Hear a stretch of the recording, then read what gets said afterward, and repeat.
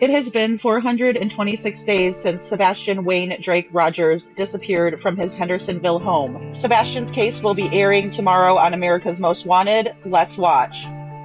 So I wanted to hop on here and talk about how we got to this point and why this project is so important to me and hopefully important to you.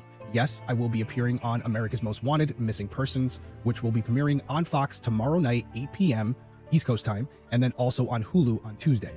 So let's start at the beginning. A few weeks ago, the production team from America's Most Wanted reached out to me and asked if I'd be interested in being on a panel of experts that were going to discuss missing persons cases. And then the host of the show would be Harris Faulkner, who is very passionate about these types of cases as well. And so they broke down the show and they said, we're going to do 3 cases. We're going to then throw it to the panel of experts and you guys are going to dissect and analyze the case, break down what can be done going forward, and then have a call to action where people can call in if they have any tips. Sound familiar?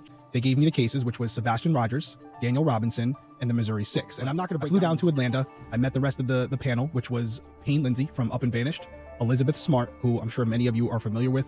She was abducted as a child, and there were tips that came in that ultimately led to her being found. One of those tips, some of them, I guess I should say, came in from America's Most Wanted. So she has a personal connection to this show, and she really does add a lot of value. We also had Callahan Walsh, and then obviously Harris Faulkner. So broke down the cases, all this complaining I do about these networks and streaming services that don't cover unsolved cases. I've also told you that the reason behind it is because I personally believe they feel that nobody's going to watch. We have an opportunity starting Monday night to prove them wrong and to prove Fox right. And when this show airs, I'm hoping that all of you tune in. And I would really appreciate it if you all set your DVRs and be on social media, be active, use the hashtag America's Most Wanted to promote the show, talk about the show, and most importantly, hashtag it and talk about other cases that you want to see covered. I want this not to be the anomaly. I want it to be the norm.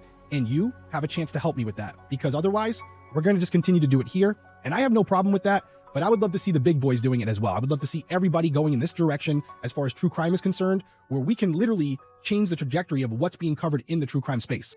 I would love to see the cases that we covered over these 3 episodes have one of them be solved. There's a lot of people who are going to be watching, a lot of eyes on it. And I'm hoping that someone calls in and we get that proof of concept where if these cases are shared on a national level, there's going to be someone who comes forward and does something about it to give these families the answers they deserve. I think see the numbers after this premiere and realize that there's a need for this. I'm so excited about this show and the potential impact it could have not only on the true crime community, but also all those families that are desperate for answers.